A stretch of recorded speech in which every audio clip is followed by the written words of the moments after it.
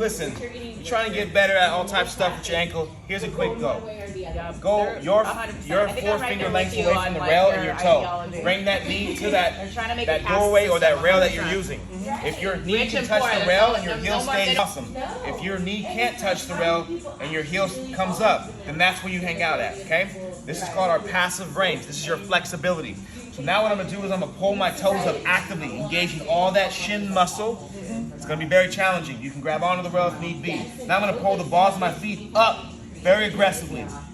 Now I'm gonna lean back, bringing my knee to my ankle vertically. While doing so, I'm slowly going, because I'm still trying to pick my toes up and I'm still trying to pick the balls of my feet up. As I actively pull the whole foot up, I'm trying to pull my whole foot up to my knee. Once my knee gets vertical to the ankle, I keep engaging this. Now I start to move forward. Pretend there's spikes underneath you. You're trying to keep your toes up off those spikes.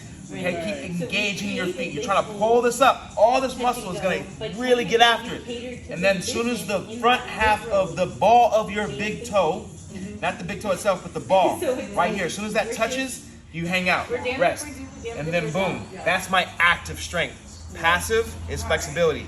Active strength, that's your strength and control. That's what it tells you that you have control of your ankle. And then you can keep doing that drill to give you more strength in that range. So we're trying to close the gap between active and passive.